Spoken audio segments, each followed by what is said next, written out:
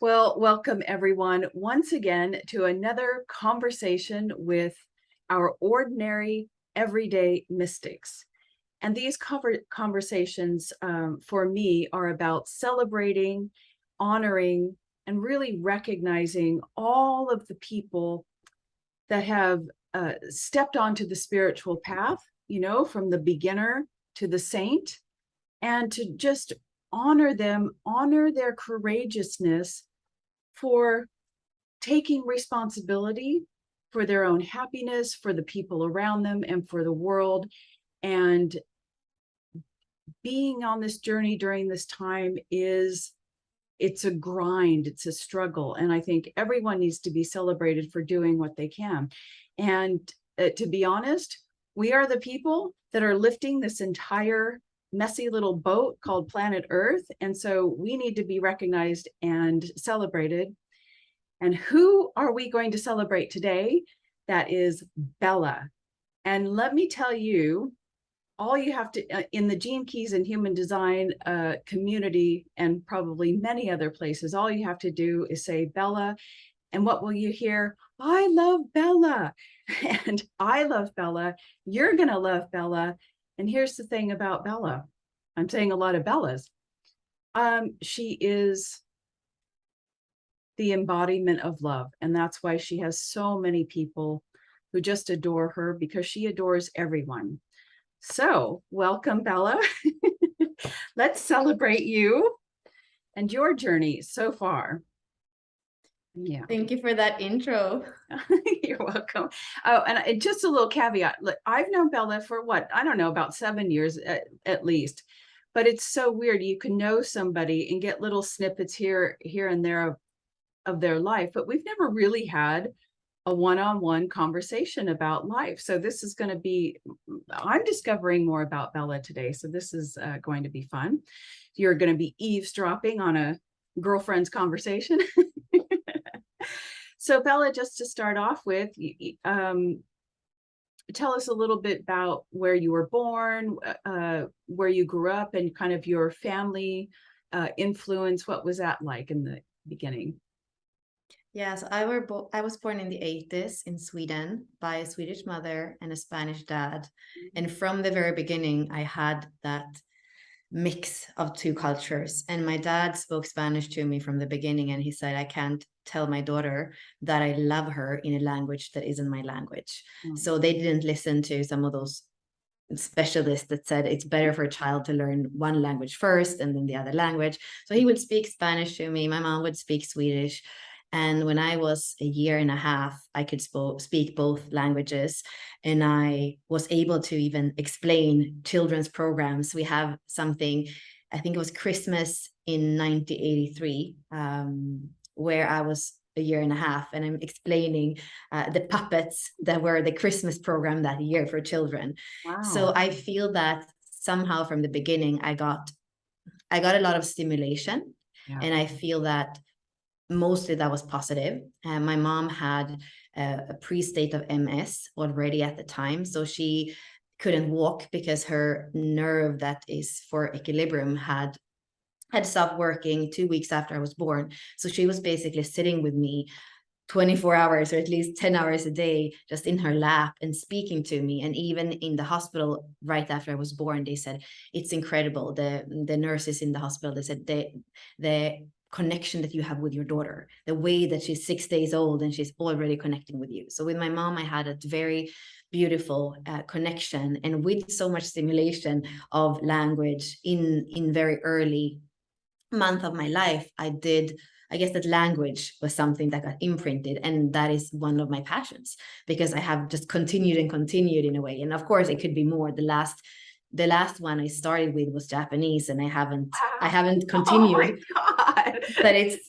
still, it's evolving. You do like 6 languages, don't you? Exactly. So that's why I felt like I could add Japanese, and then German wouldn't be hard because I already know a lot of German just from having studied 1 year. So to become a little bit more, it wouldn't have been hard. Japanese, I realized it's very different from European languages.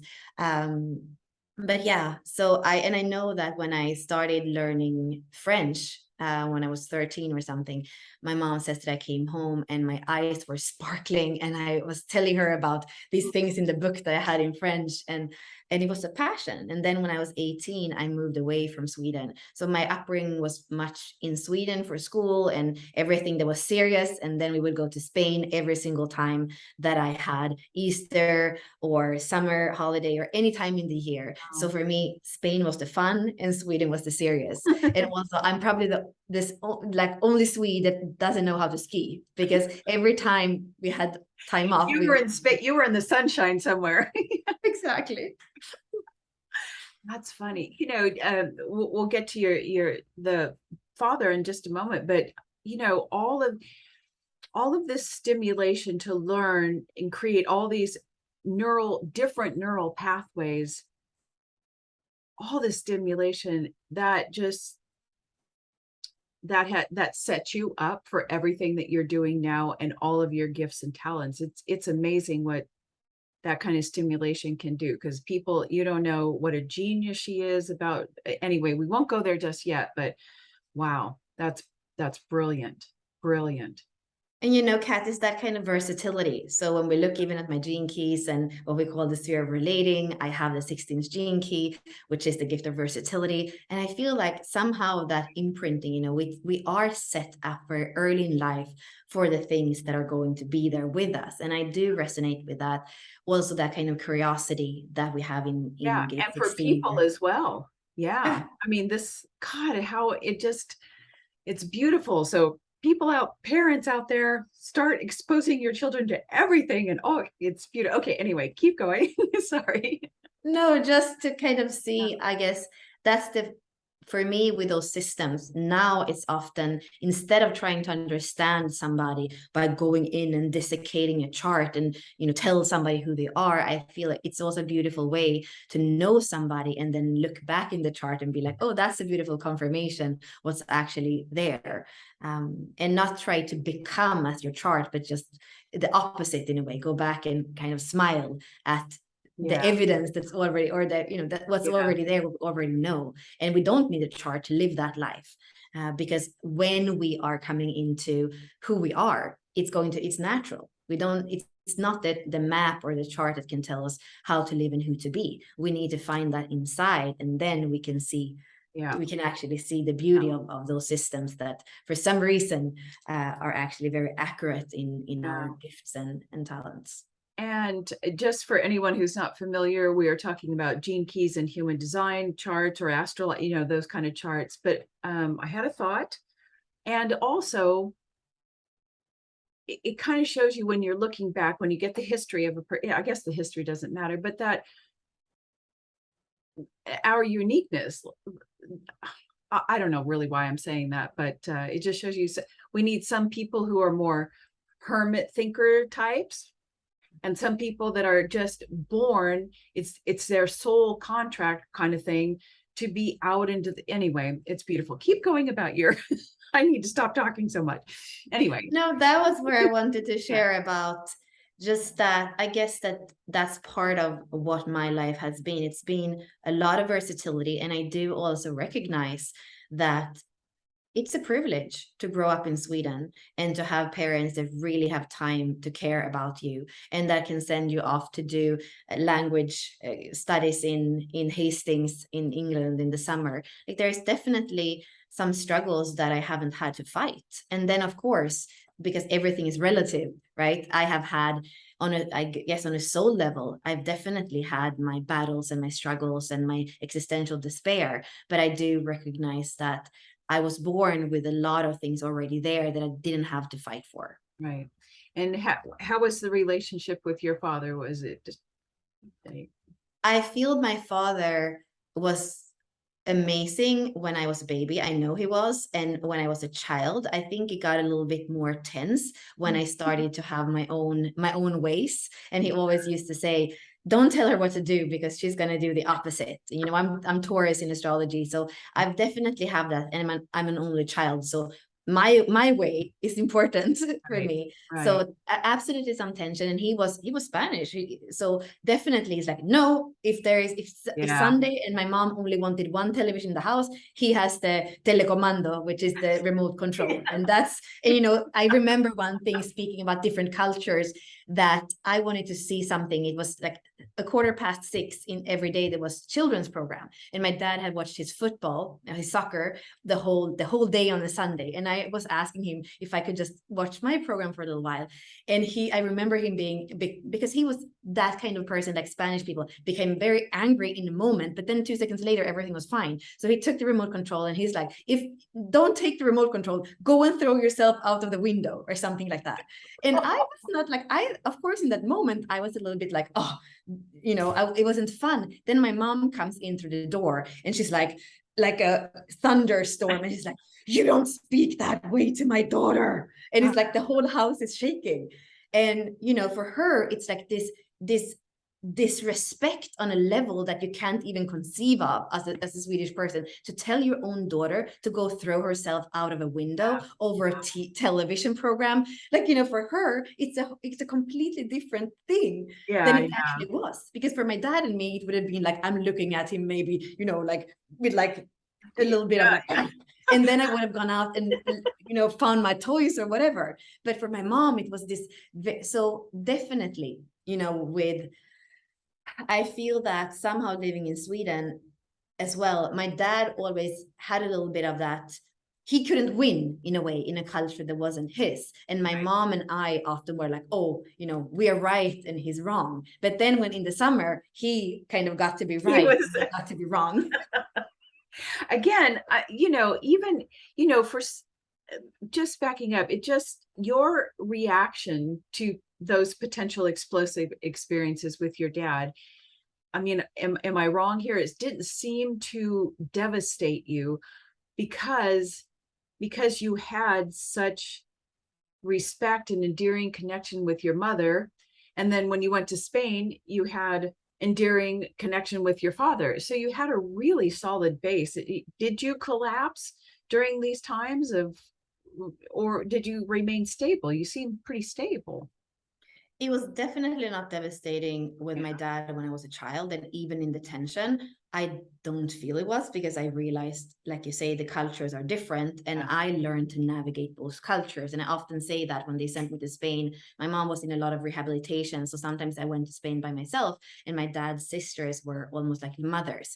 And I remember in Sweden, I would sleep in a nightgown, and I wouldn't have anything under, no underwear. It was just this thing like a kind of dress. Yeah. And then in Spain, it's so hot. This is in the 90s, so air condition didn't exist, and it was over 100 degrees Fahrenheit in the summer. So you only sleep in underwear and nothing else. So it was like a clash. I remember with my dad's sisters, I was like putting this thing on, but I didn't have any underwear, and they were like, "No, you have to have underwear, but you can't have that thing on you." And it was like completely opposite. That's crazy. So I learned that okay, there's not one way. I get to just, and that I think is adaptability and the versatility. Okay, I can go very fast. I can read an environment and be like, okay, this is the way we do it here.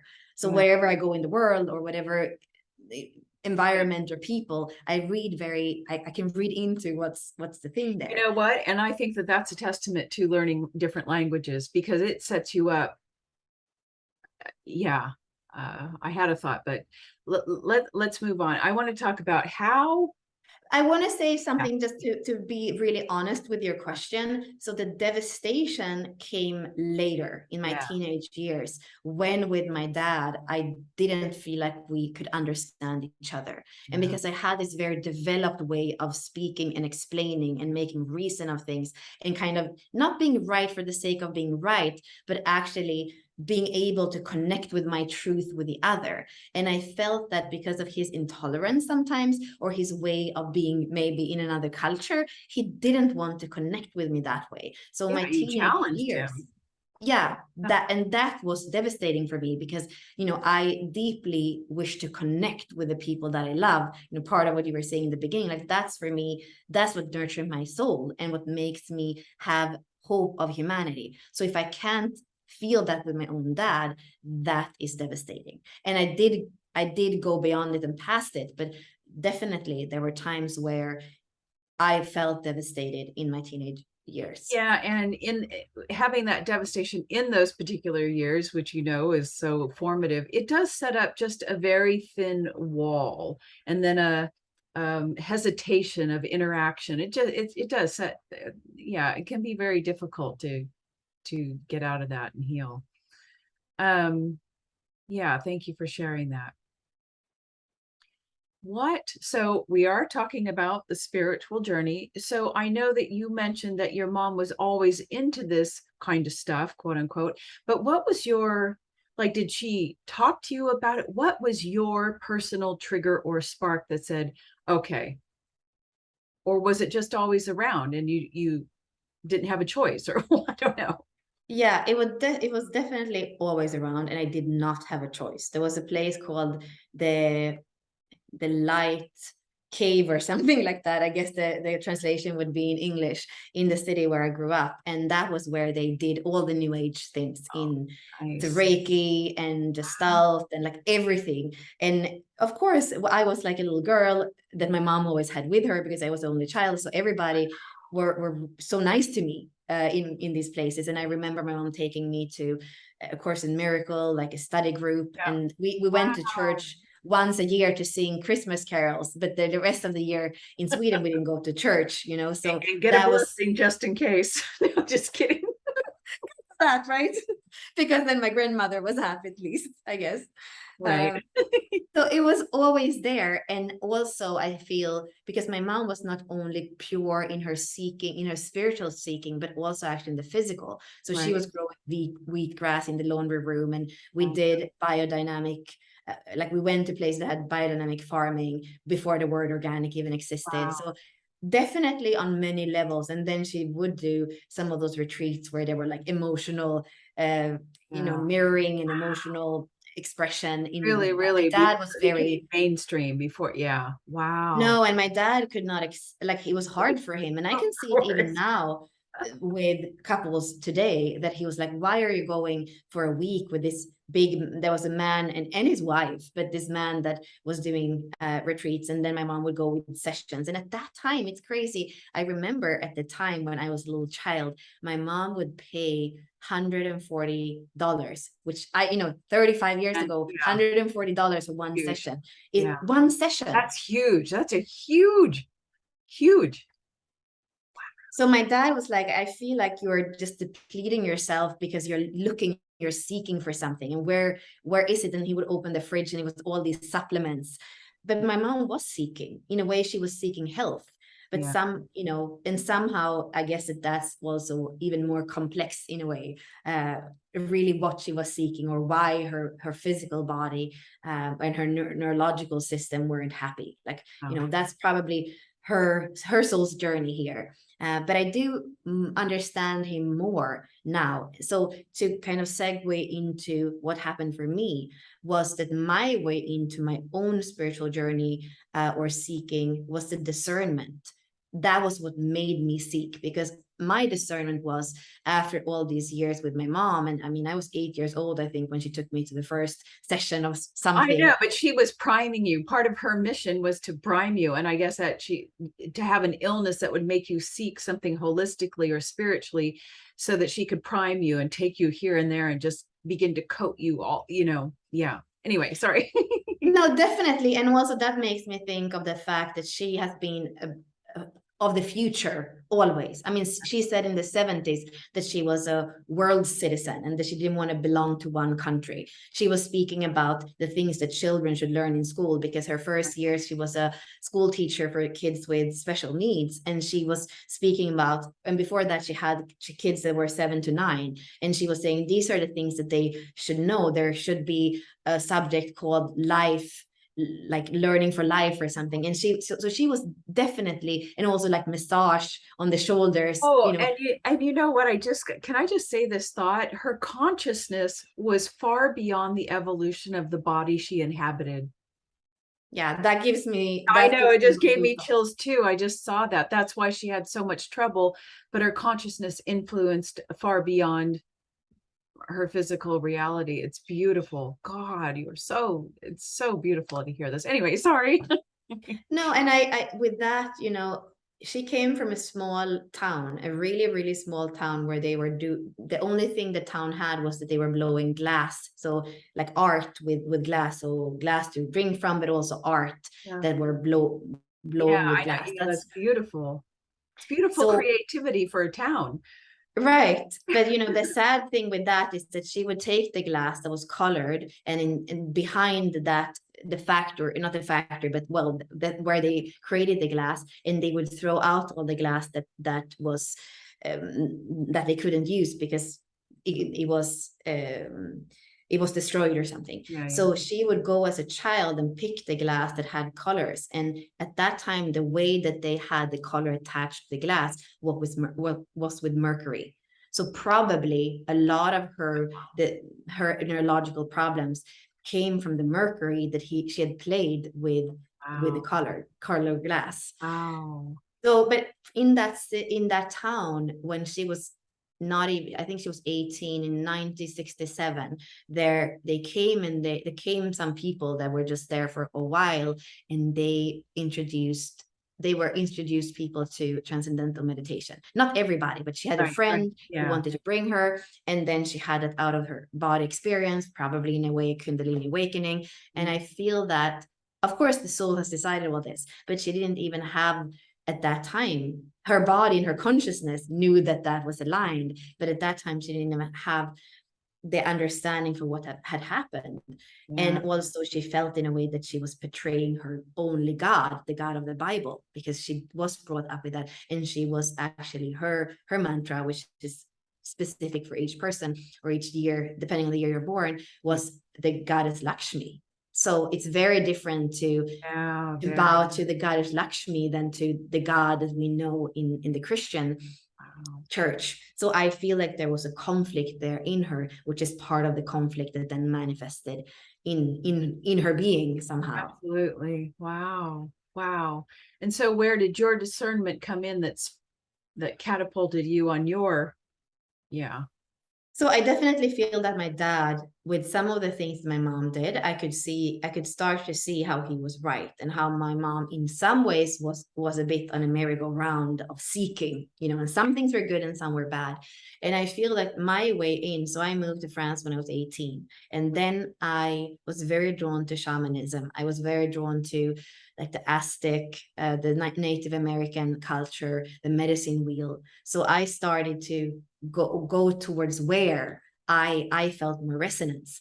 I was very also drawn to Jodorowsky, who is from Chile, but he did something called psychomagic acts. He was using tarot, like the Marseille, like for me, in a way, the most pure way of using the tarot decks with the symbolism and everything. I feel like with him, I learned another language that I didn't speak, because it was the language of symbolism. Just another language. And so were all these like in person? All this was happening. You could find it in France at the time? Yeah, exactly. So I moved. You weren't doing Zoom then, I don't think. Yeah, in Paris, I was 18 and I had grown up in a city that had less than 200,000 inhabitants, and I just wanted to go somewhere else. And in the summers we were in Spain, but still it was very much in family. So for me, the day after high school, I'm like, okay, I'm leaving. So I did leave to Nice, and that was my dad who said he didn't want me to just leave. So I went to university there for, I think it was 6 months or something. But then I had a little bit of time before I would go back to Sweden and become an engineer. He wanted me to do a program where you become an engineer, but it's like you also do finances. So you kind of become this very well-rounded person that knows all about engineering, but also knows about finances. And then you can get any job that has to do with industry, or So I was going to do that, and I was going to do it with French specialization. So I had convinced him to go to France and learn the language better and come home. And it only, because it was so special, that kind of education, it was only once a year. So it was September every year. So I had 6 more months before I had to go back and start this education at the university. university in the city I was born, where he had studied to become an engineer 20 years earlier. Then I moved to France for that time. And I think that this is the time too where, partly where I still sometimes feel like something is pulling me, is that thing of what you should do and what you love to do. So in school, of course, was that student that wanted to have A plus. Sometimes I had anxiety, like bad anxiety, because I wasn't sure I was going to get A in my exams. It was really something that haunted me every single year, I can even so not see that even in you, yeah. not even only in the periods of exams, but like even when the year started, I was already anxious about my grades, although I had never failed. But that was probably the problem, that I had never failed, so I didn't know what it felt like. So I went to Paris and I was like, I just want to dance. I just want to do that thing that I never allowed myself to do, because I always had to at least balance it with being such a perfectionist in a way. So that was my way, I guess, kind of cutting part of the expectations. And I think this is interesting, Kat, because in one way I can see how I definitely follow the expectations, and in one way, speaking to my dad, he would say, my daughter has always done whatever she wants to do, she never listened to anybody. And for me, it's hard to hear that, because if he only knew how much I did, because I wanted to live up to the expectations. So that's an interesting perspective to see see both sides of that. So here you are studying, getting introduced to shamanism, all these different classes. I mean, what else happened to you? And I want to know about any spiritual experiences. Like, let's keep going. I mean, definitely there was discernment again. And I did realize that even in the spiritual circles and out of the spiritual circles, I grew up quite protected my whole life. Not because I had a lot of rules, because my mom always had that freedom under your own responsibility. And I was really good at taking responsibility. So I never got drunk. I never did all the things that usually teenagers do. But I could, when I came to France, a city with millions, or in Paris with millions of people, I definitely started to see things in the real world that I had never seen before, in a language that was newer, a society that was in a different way than what I knew from Sweden. So I know that I realized, especially in the spiritual, but everywhere, I felt many men wanted to be a teacher or a guru because they were actually interested. I realized it doesn't matter if they are 20 like me, or if they are 46, or if they are married. They often wanted to be something, leading to something sexual. Like I was, that was a big time for it. Very big time. Yeah. So my innocence, was kind of, I was shocked in that innocence. And then again, I think what you were saying before, kind of with you were saying some of the experience we have, they kind of put that protection, but definitely it was a bit of like something that I had to build up in order to protect myself, because I realized that you're not in a way safe anywhere. It's how it felt like. And some experiences were difficult, and I feel like there was some traumatic things where it was definitely part of what I was there to live. And at the same time, it could have been much worse. I don't know, like how to say. Well, let me go back. I want to ask you a question. So when you kind of like unconsciously but consciously kind of started this journey, this seeking, I want to know, did you recognize something that you were seeking for? Like, what was were you seeking to, were you just looking for entertainment? Were you seeking unity? What was a little trigger? I feel it wasn't really that I was searching one thing, or that it was curiosity, maybe, or I don't know. It was definitely curiosity, and maybe that thing as well, that my mom had a path that was her seeking, and I wanted to find my path. And I feel like liberation and freedom and purpose have always been big words for me.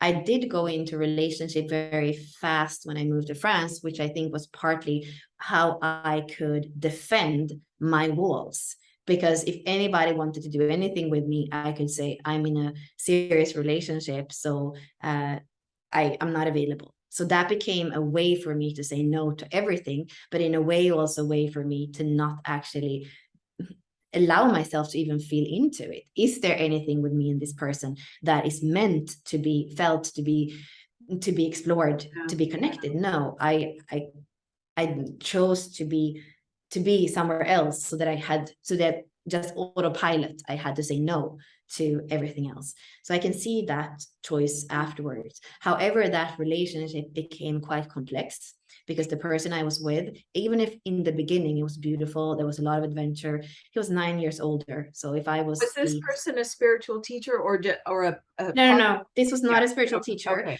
Okay. He was older. I had met him when I was in Nice. He was older, and he was very interesting to me. He spoke 3 languages. He was half Italian, half Colombian, and we had amazing adventures. We would take the car, and you know how beautiful it is in the south of France, and we would drive to all the little towns. We would drive in the mountain. We would go to Italy. It would just be that adventure, and somehow that was the adventure I had waited for my whole life in a small city in Sweden. Like I was like, yeah, this is what I'm up for.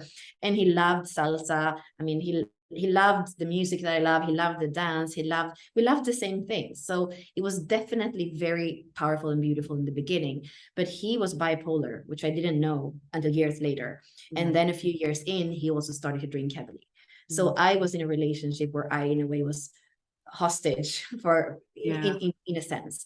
And I feel that when it started to feel really bad, part of my seeking was the solution of that relationship, because for me, love and sacrifice was going hand in hand, where I had seen that my dad didn't continue to sacrifice for my mom, which I, in a way, had judged being wrong. And a part of me too stay with my mom. I feel that part of even being able to move away, a part of me felt like I should stay there and I should be by her side. And I always say, why do I get to live if you don't get to live? Like, that's probably still with God. When my ego comes in and starts battling with God, I'm like, God, it's not fair, and then. Okay. I'm watching the time, and everyone, we have to watch the time. We have basically 15 minutes. So we got a lot to cover. I know we have maybe 5 minutes extra, but I want to. No, but we have at least until 10 past. That's when we started, and we have to 1/4 past, because so at least half an hour more. Okay. Because if you know Bella, she's a busy girl. Okay, so I want to dive deeper into spiritual. I can tell you about something there, which was part of what I was saying. Any part of your journey, like what I want to know, I will let you continue, but any spiritual experiences and particular teachings that have influenced you, tools that have influenced you to make you who you are now, all that sort of stuff. Well, what I was going to say, again, discernment is what comes up for me again. You can use any system and it can take you somewhere bright or somewhere dark. Right. And the example I was going to take was breath work. Breath work in my path until now, I feel is something very powerful. But I know in France, I was doing breath work. I had a therapist when I was doing that kind of Freudian almost psychology sessions where you lay down and you don't look at the therapist and you just speak forever and forever, like twice a week.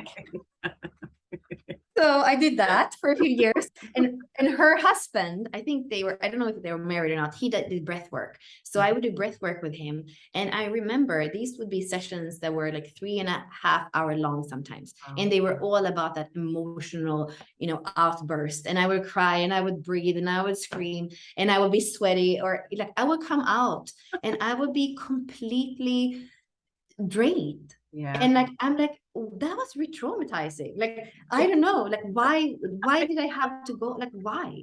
And then he would say, we have done that.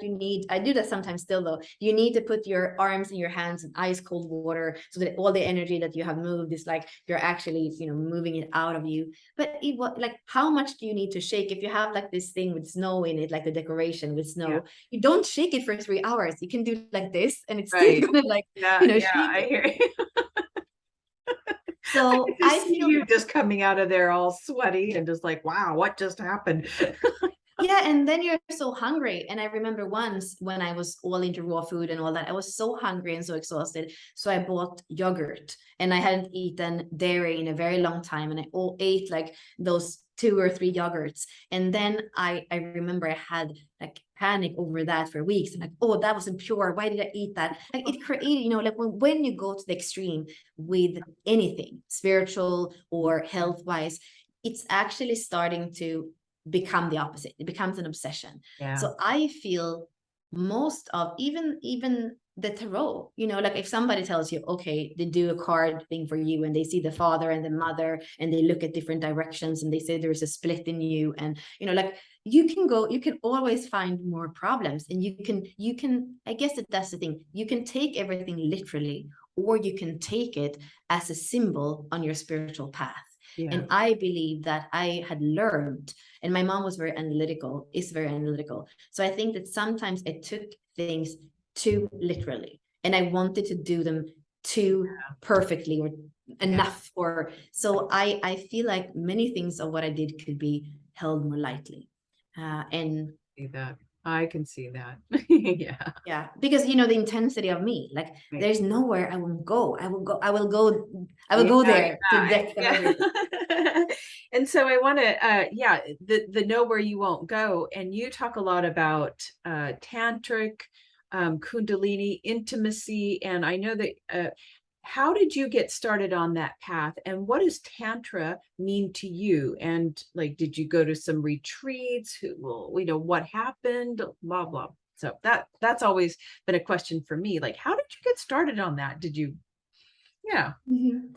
So definitely already, because my mom had a Kundalini awakening that she didn't even know, like I realized that I was shaking when I felt life force passing through. So even like a kiss, or when I started to have any kind of sexuality in my life, I would shake. And there were times where men would ask me, do you have like are you traumatized, like you're shaking, are you okay? And I would say, I don't know, because at that time I didn't know. I Right. definitely didn't Right. know. But I know when I moved to France, I started to read a lot. So I had books on women's sexual liberation in French, like 30 books the first 6 months I was there. I don't know. I think I was on a quest for understanding Yeah. liberation, and I knew that sexual energy was part of it. So that was something. Then really also, I guess, through all these through finding sexuality, every time I wanted to do whatever spiritual, it seemed like sexuality was a component. Yeah. And I'm like, I was kind of that, give me a break, this can't be it. But at Yeah. the Yeah. same time, I realized how powerful it was. And in that relationship where I was, that was very destructive in many ways, because of the alcohol, because of the mental issues. I know that in what was sexuality, I never felt dishonored. I felt dishonored on all other levels. And, maybe it's hard to even say, how can you compartmentalize? But for me, there was something with that. This was I was 18. So this was my first real relationship where sexuality was part of it. And I realized the power of it. And I think that was the only reason why I could stay for so long, because there was no dishonor. When the curtains are closed and the sun is down, there was no more dishonor. And somehow that kept us together for a long time. And so fast forwarding from that, it was years later, so maybe 10-15 years from now, that I was on a raw food festival in Sweden, and in a center where they were doing festivals all summer. So it was raw food, and the next festival was Tantra. And for some reason, that sounded interesting. So I had decided I was going to be in the raw food festival as a volunteer, and then I was going to stay for Tantra. And in the Tantra Festival, it's basically a lot of workshops. So they have people from all over the world that are giving their workshops. So I found myself in that festival and in those workshops, and I was just this like, I didn't know this had a name, but this is what I know. This is what I've always done. Yeah, This is what my soul knows. It was such a recognition, and it was nothing. Some people are like, "Oh, it's about." yeah. And define for us what you mean by tantra, or what they meant. So what does that mean? Okay. So when So for me, yeah. So for me, it's kind of simple. So tantra and yoga is in a way the same path to truth or to illumination, however you want to see it. And in yoga, we do it sequentially. We concentrate. So we have things that we concentrate on, so we can go closer to that truth of what we are. And in tantra, it's the opposite. There's no, you don't have anything to hook onto. So it's basically life. It's meeting life in every moment and saying yes to life in every moment, and being completely open to life. Yeah. And that's, I guess, what I was able. There were some things in those workshops too that I'm like, this is stupid, or this is whatever. It's not that everything I did. I also, again, the word discernment. I'm like, some of these people, this is sexual slavery. I don't want to be in this. And that's the point. And within that tantric philosophy that they were talking about, there were sexual practices that were utilizing the sexual energy. Is that what you also learned? Or I guess the festival, because it's a festival and there are many, many people there, it's not overtly sexual. So it's not that people are like in any way having sex. I didn't know if there were classes about it, or definitely.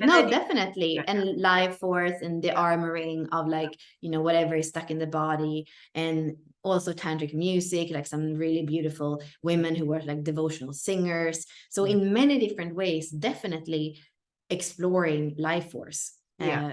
Definitely. So I can, in the realm that they're talking, tantra just means becoming one with where you're at and with what you're experiencing. It's union, it's becoming one with that. But also there is, and I think this is what you like to teach about, I think, that you can also use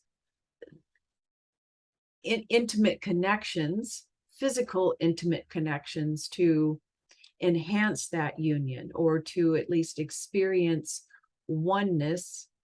Am I correct there?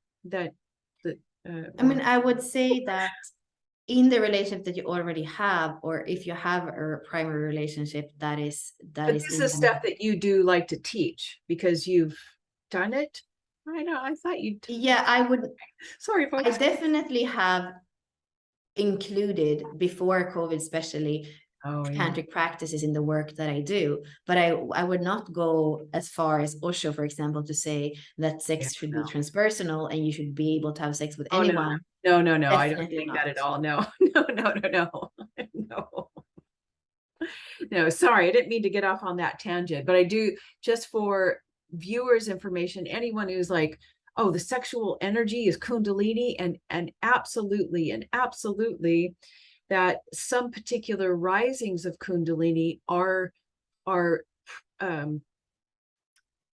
all about the sexual energy. That sometimes that Kundalini can rise and go up a particular channel, and this causes the person to be like, oh, sex is the way to oneness or something, and it becomes just all encompassing. So and if you stop there and that becomes your only truth, I still feel like you're stuck. And this is why many of the gurus in the past, and still, while they're fully charismatic and have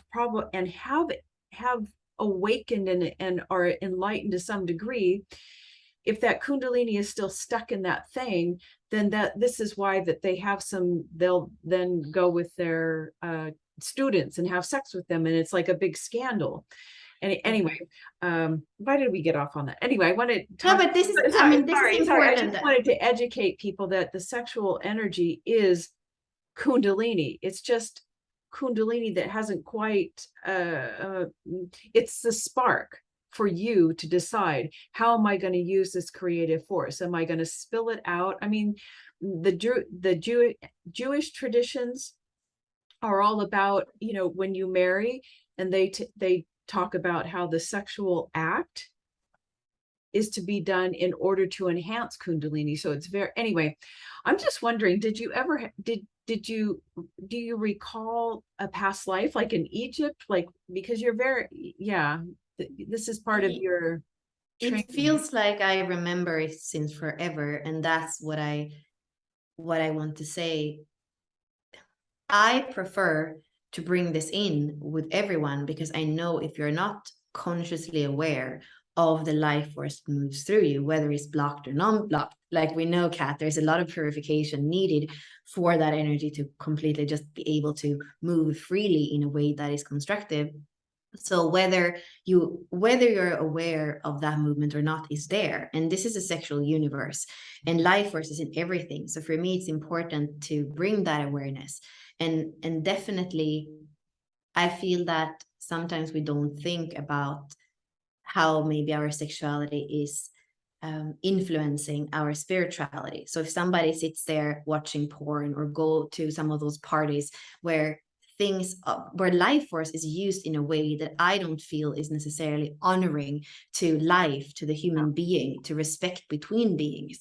And then at the same time, we think that tomorrow or the next day we can go and do something spiritual. For me, definitely, it's how you walk through life every day and how you use your creative force. It's so important. So I want to bring that in the conversations we have and the practices we have that are spiritual, because otherwise we have that split and it's almost like our lower chakras are going off doing one thing and then our higher chakras are going on doing something else. Right. And then you're going to remain in separation, never really reaching unity or tantric union. So yeah, absolutely. Yeah, beautiful. Yeah, sorry to take you in that direction, but I just thought you're the perfect person to talk about this topic. And so where do you want to go from here? I do want to talk about what what you do now. Just I don't know, anything that you want to talk about.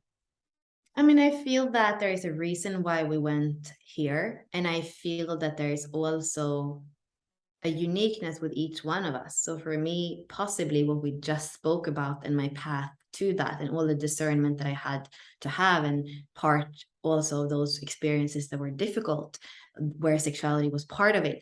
I believe that that's why I am now able to weave with some of the other languages, like you were mentioning in the beginning, human design and Gene Keys and astrology. Like I can see somebody's blueprint in a way where I have decided to use the languages of the energy of the body and what I can discern. And I think that goes back to whatever I remember, how I remember it, because it's there in my cells, because I lived in Egypt, who knows why, but I have an understanding, a cellular understanding of energy and how it moves through the body. And I do definitely believe, and I mean, I've never said this in any kind of public sense before, but I definitely know I could be a sex worker. I know that I understand sexual energy. Totally get what you're saying.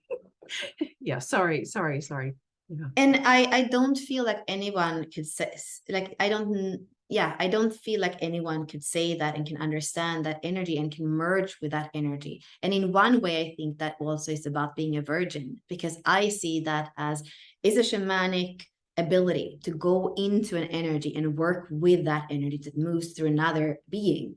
And then when you walk away from that, there's no residue that stays in you with that energy, because there is the discernment and the purity of what you're working with. And I believe that in the society the way it is, I decided, because I know all the things that come with that, it wasn't my soul path this life, but I feel that it is important, it's of utmost important to understand life force, sexual energy, the blockages that it creates, the patterns that we get stuck in, distraction, and how our spiral life force goes downwards instead of the Kunda buffer is the downward, and the Kundalini. And I want to say,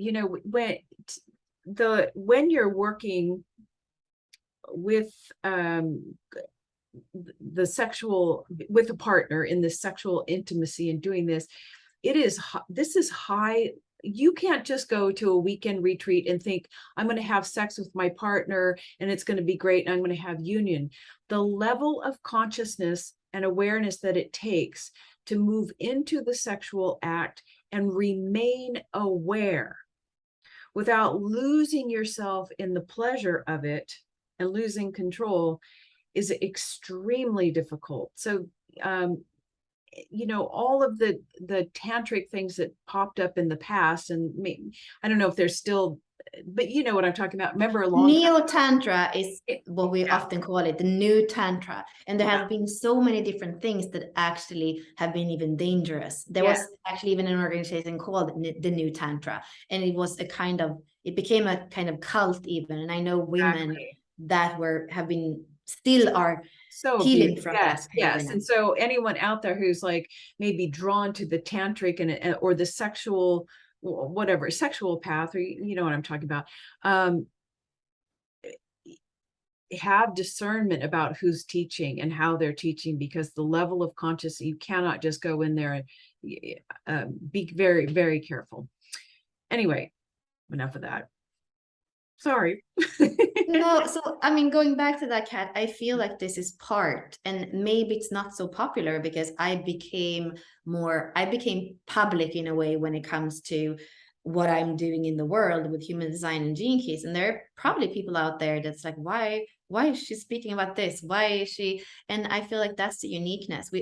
I don't think that just not copying, but just choosing one thing and speak about that for a whole lifetime, or even having a profession that's the same for a whole lifetime. I don't feel like that is how we walk into the future. I feel that the way we walk into the future is a path of synthesis. And whatever our past was, wherever we come from, wherever the cultures that we have been formed by are, we are finding a synthesis of tools that work for us. And that for me is the embodied spiritual path. How can I use all these things that I encountered and all these tools to remain on a path of awareness? And for me, that embodiment is so important. And that is why I am, in a way, is that spokesperson also for the body, for the sexual energy, for the things that not everybody dare to speak about, because I didn't decide to have an understanding about it, but there was something that was just natural in me to understand that I realized that is not natural for everyone. Right.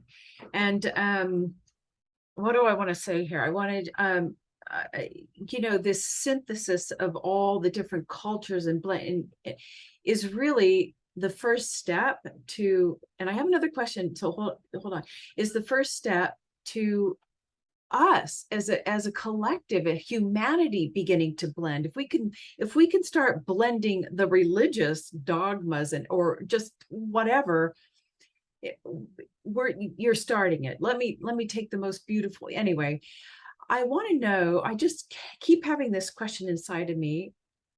What do you feel is I know what you say, you synthesize all these systems, but when you deep down inside of you, what do you feel is your inspired action in the world? What are you here to do?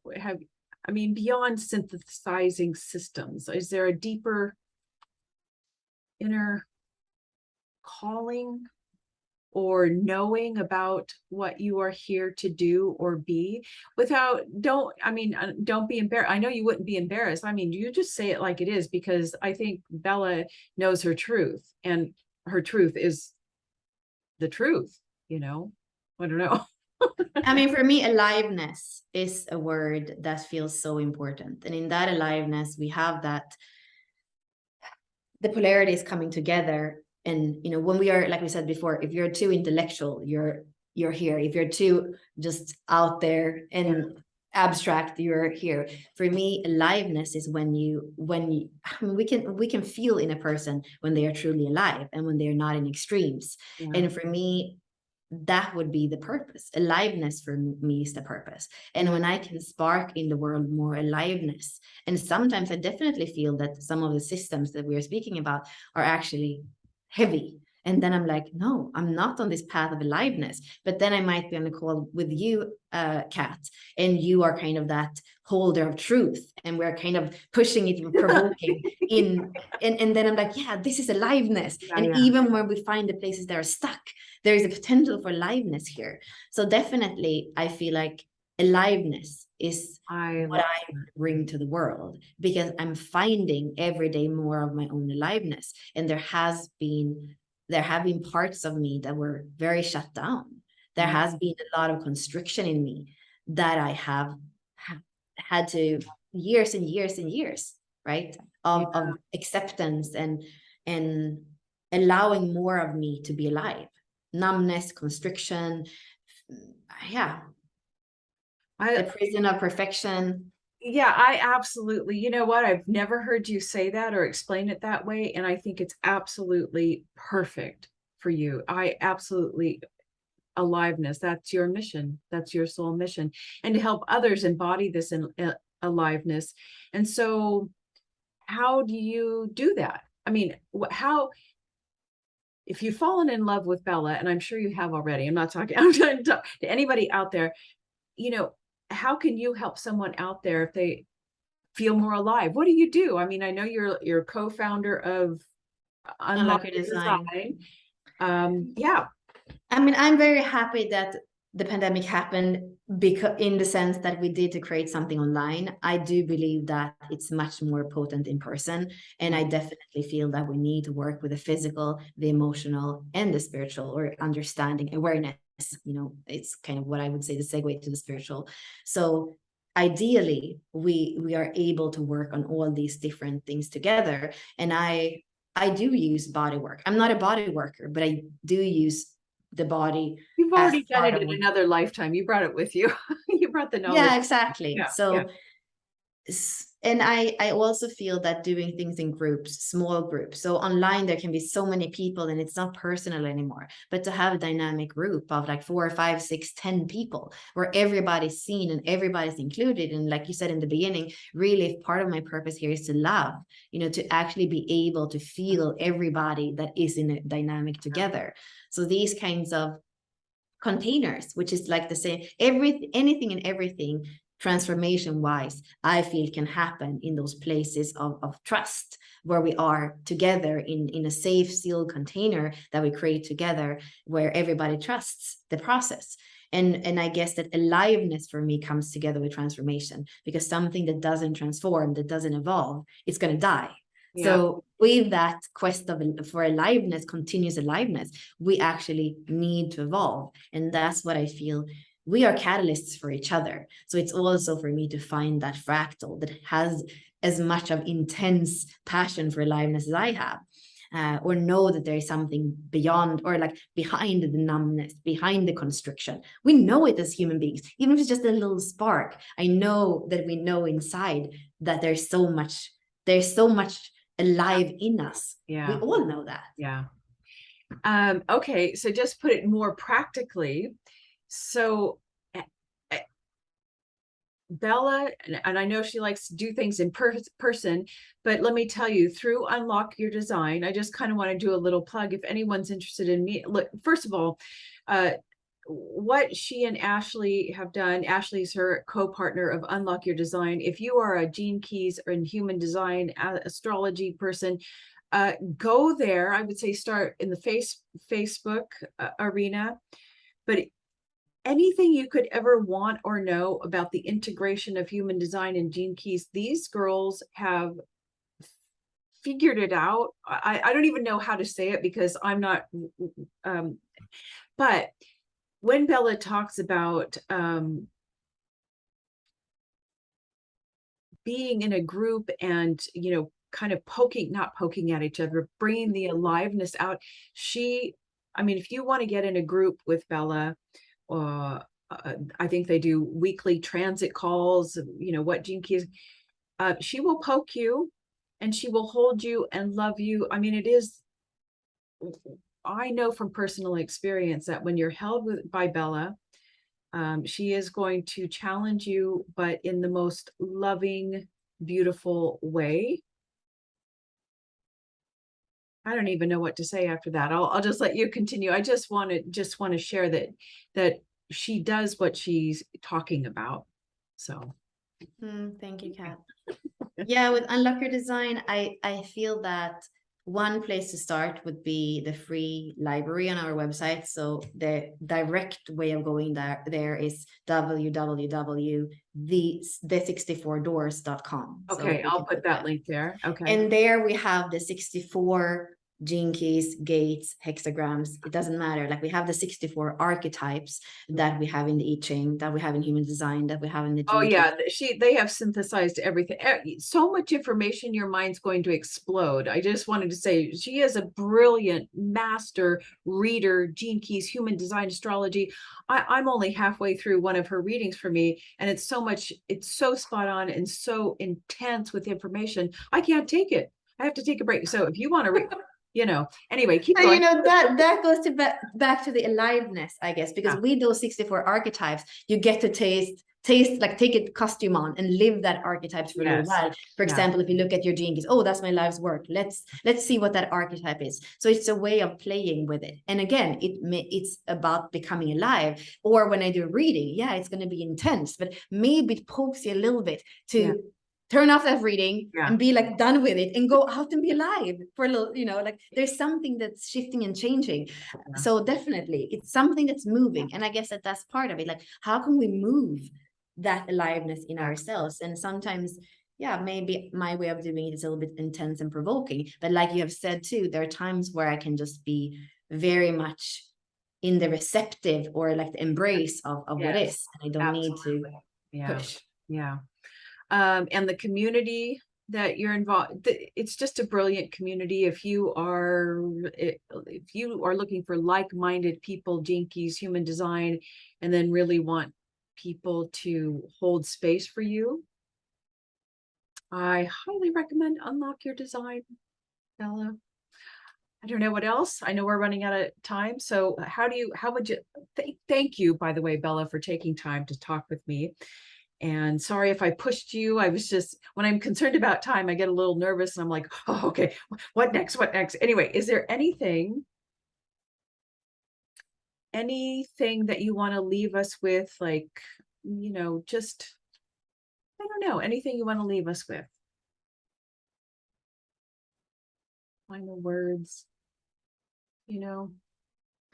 I feel the important thing here is also what you're saying with time. And this is what I realize in myself. And sometimes my mind, I guess, betrays me as well. Because as I'm sitting here with you, this is definitely the most important thing the most important expression, thing, energy exchange right now. There's nothing else important. And even for me to think about the next thing in a way is to portray the energy here.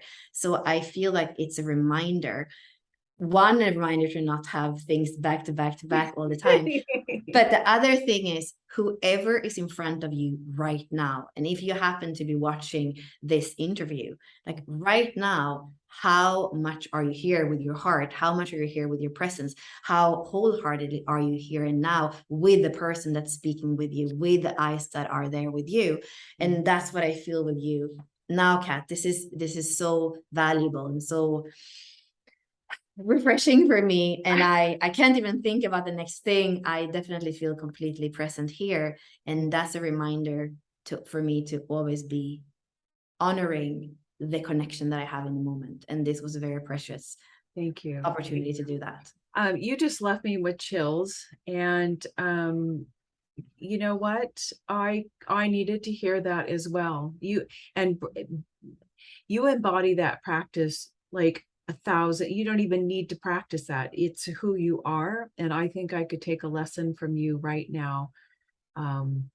Because I know that I in thinking about, the time I wasn't right here. And you're so beautiful at sharing the present moment with people and making them feel, not in a superficial way, but knowing them. You know me and whoever is in front of you, like in the now moment, you know them completely. And anyway, you're so beautiful. I love you. Thank you. And thank you everybody for watching, and we will let Bella go on to her next thing. Okay. Thank you. Okay. Oh,